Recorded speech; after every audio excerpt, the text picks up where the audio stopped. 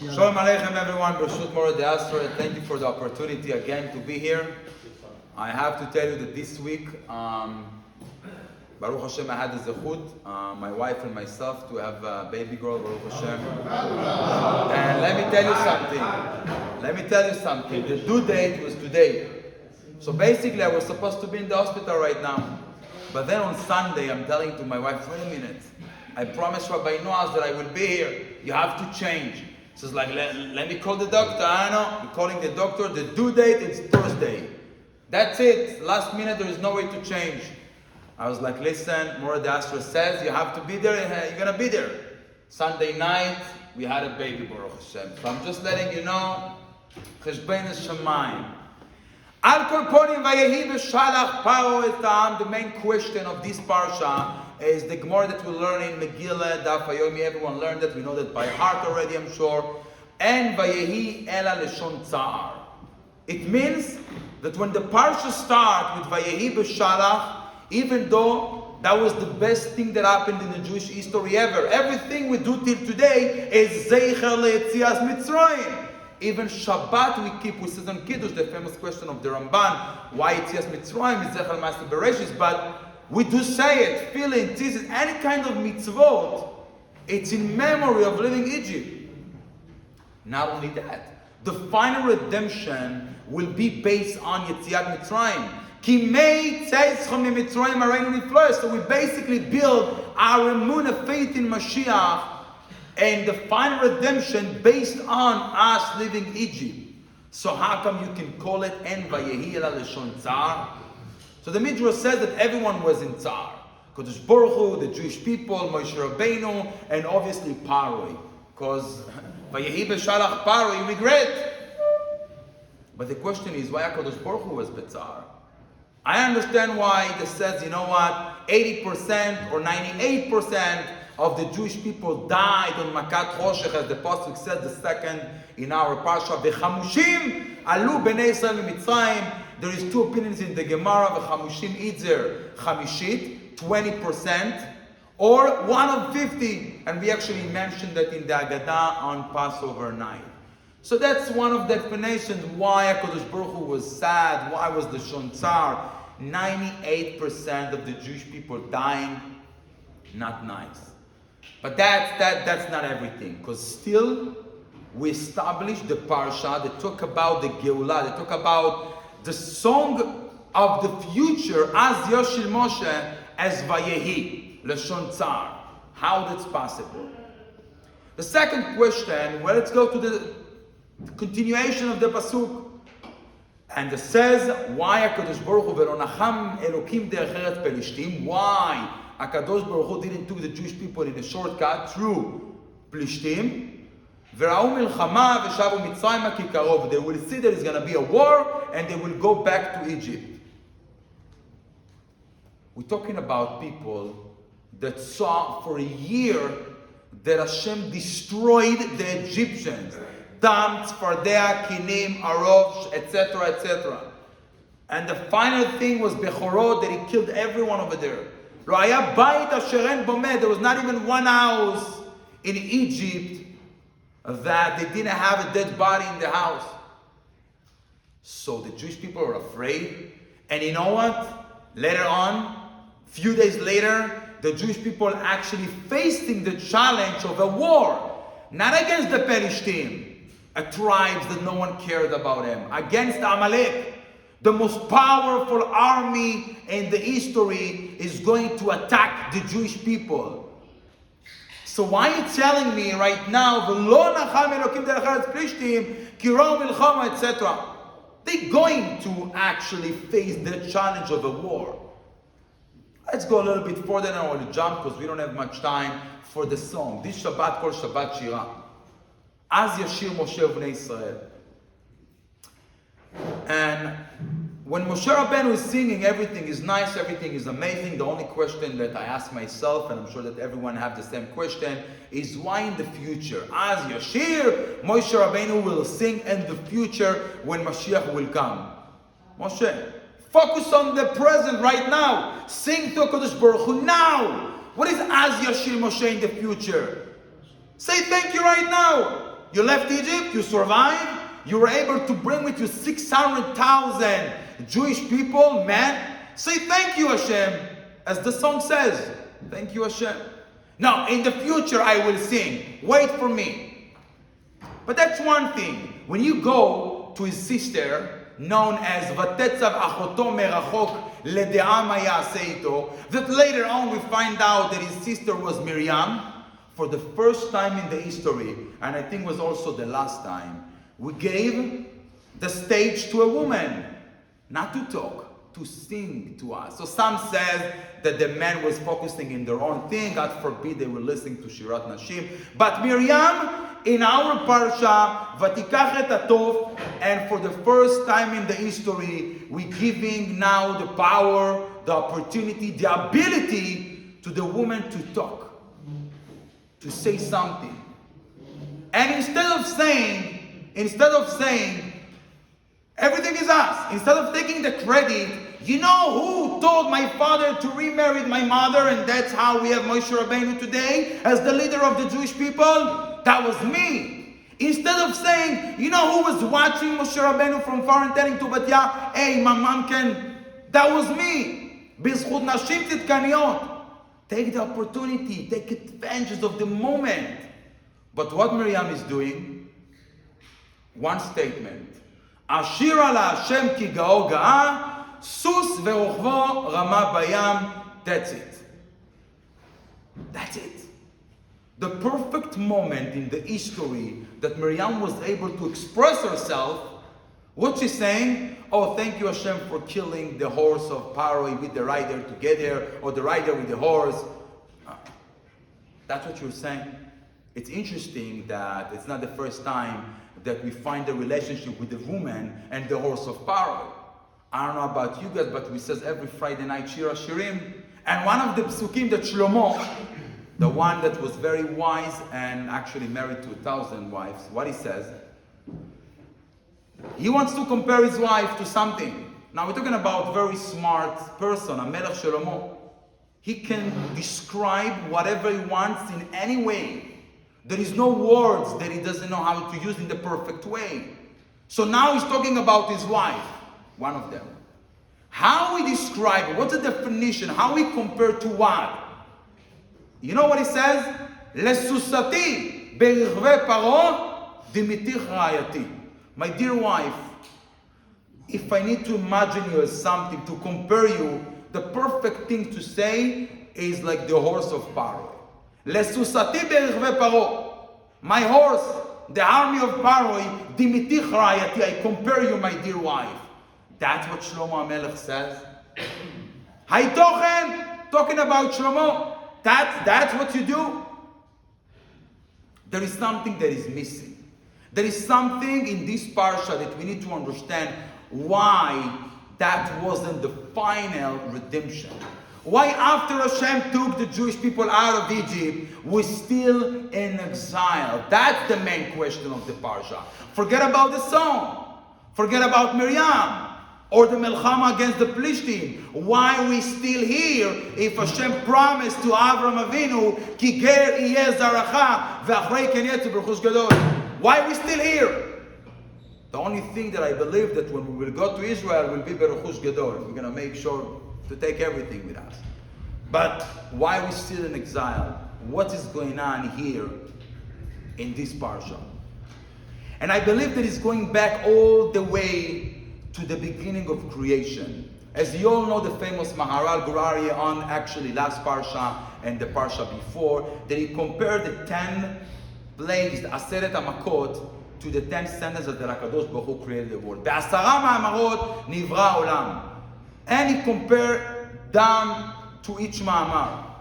We're not going to go all of them, but just for example, he says that Arbe, it's a ribui, that it's for Yehir Rakia when Hashem separated the sky and the seas. And that means that now we split. There is two machloket. That means arbe, locust. That's the only animal that actually used the name of alat. It means separation.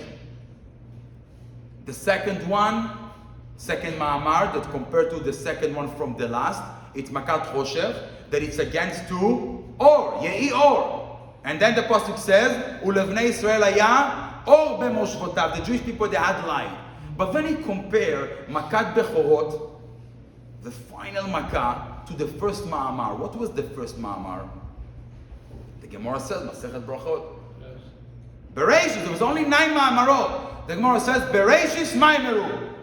When the Torah says, Bereshit bara Elokim, this is a Maimer. But what HaKadosh Baruch Hu says, Yehi Or, I understand, Yehi Or, Yehi Rakia, Totzei Haaretz, Deshe. He's talking, he's saying something.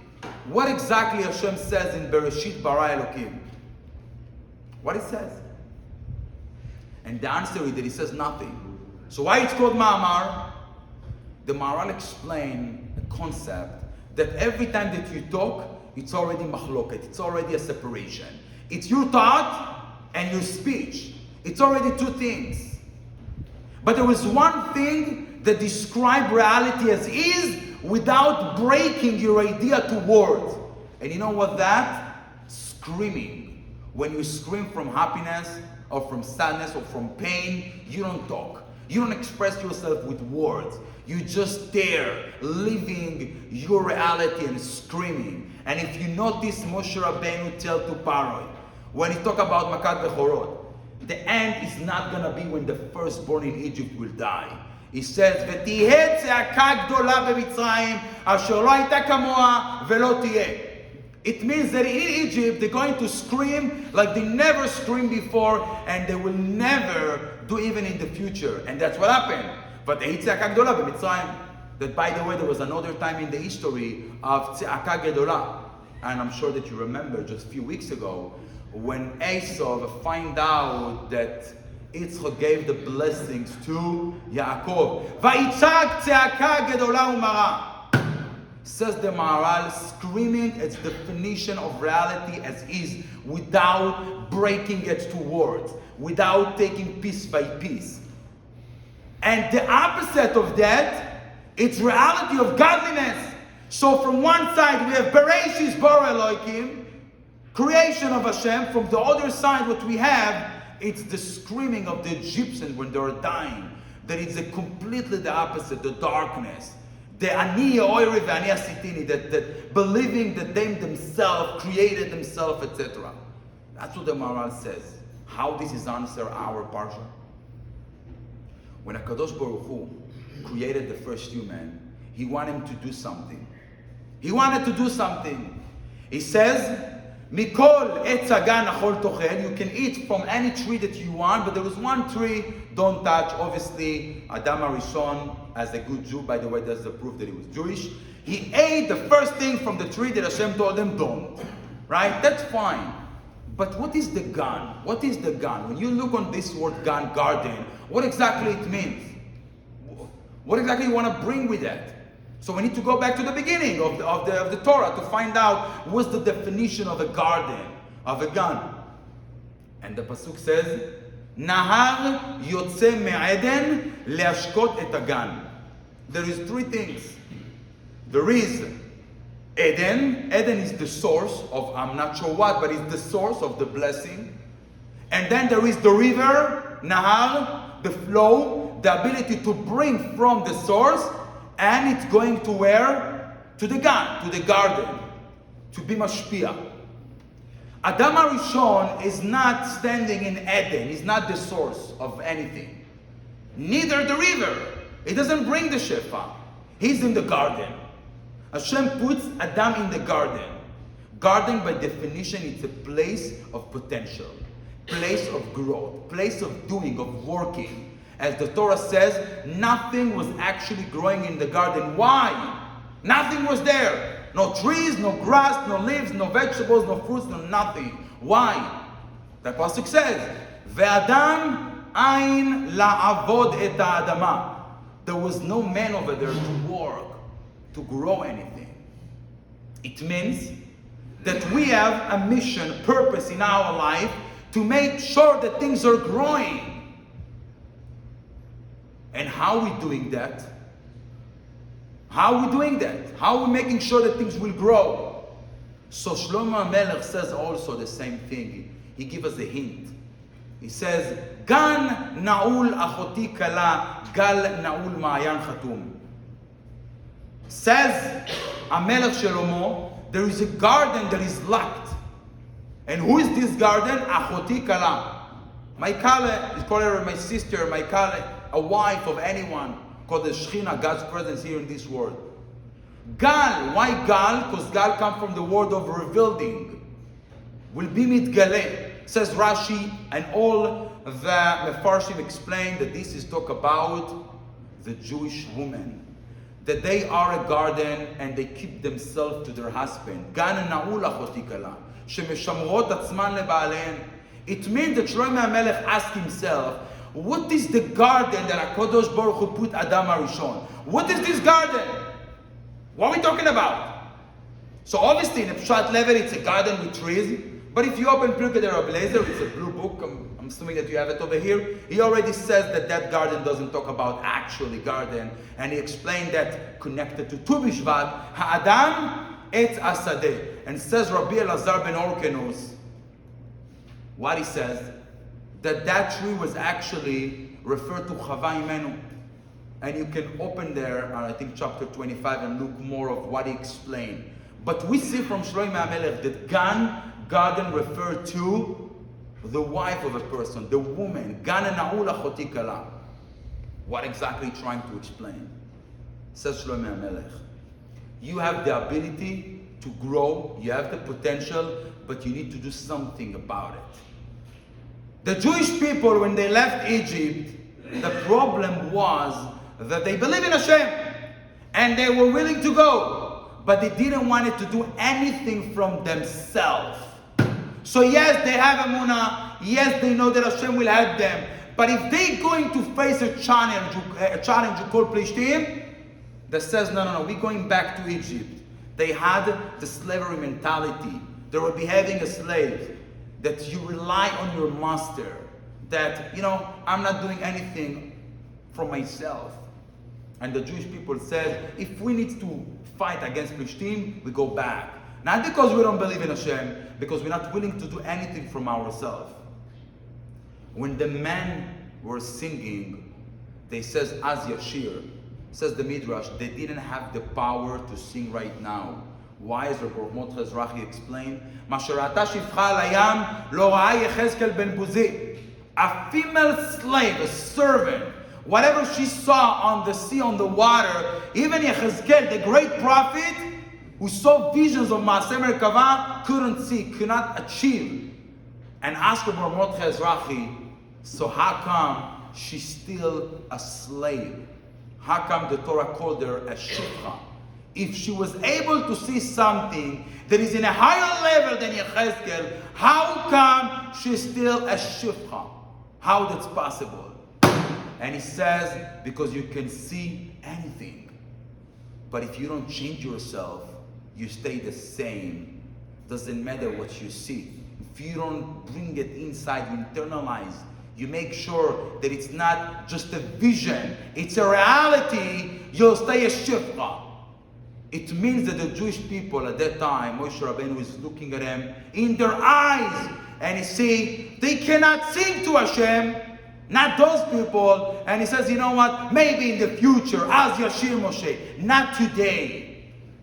But Miriam says something powerful. She says, not us.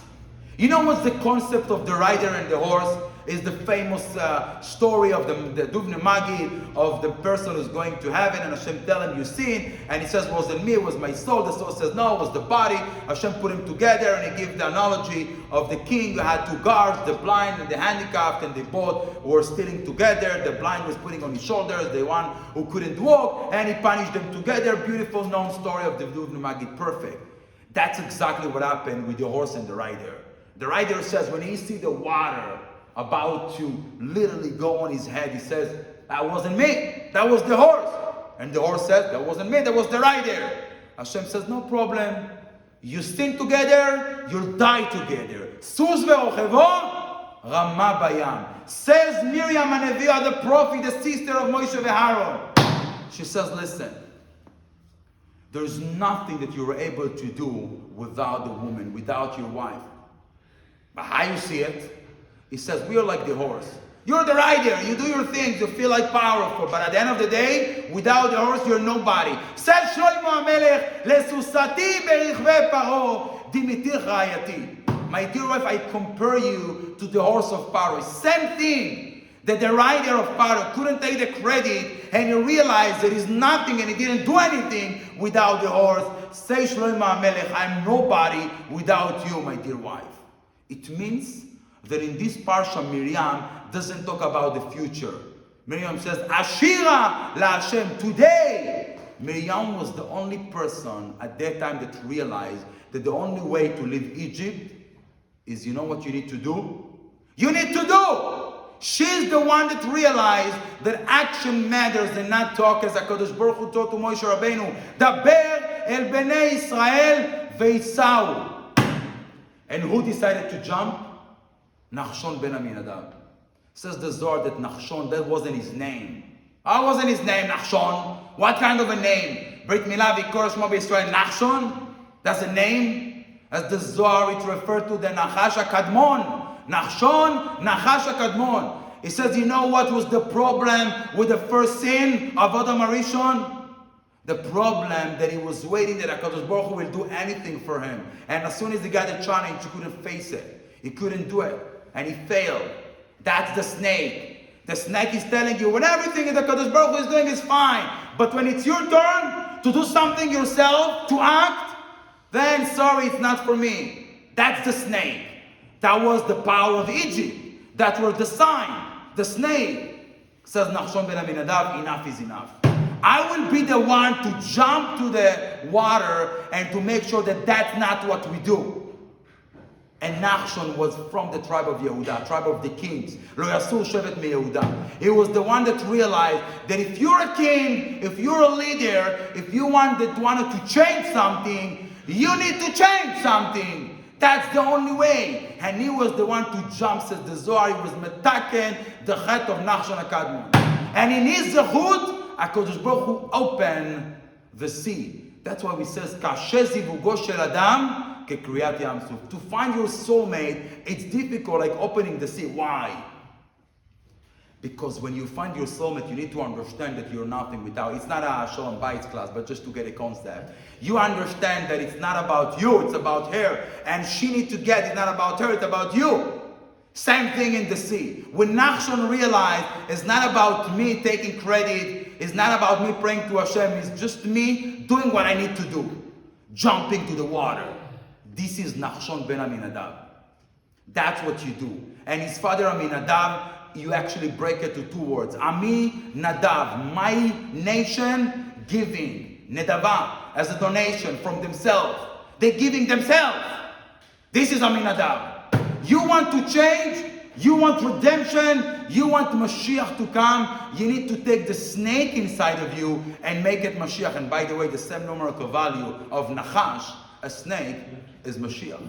It means that if you're able to say, Vayehi b'shalach, you know why HaKadosh Baruch Hu is sad?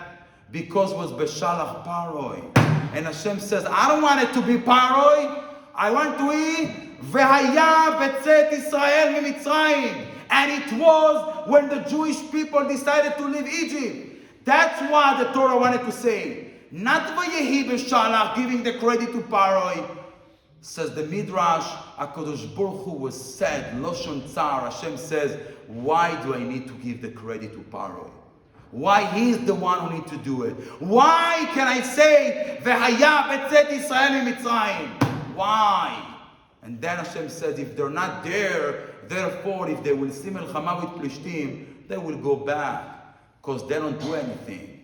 It means that if we want to get a final redemption, if we want to bring Mashiach, the only way to do it is to do something about it, and not to wait that HaKadosh Baruch Hu will do everything for us. It means that you jump to the water, you do the things that you know that you need to do, and whatever HaKadosh Baruch Hu will bring Be'ezat Hashem, the final redemption, with Shabbos.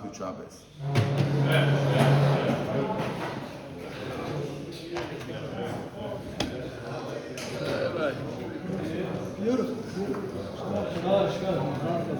Thank you.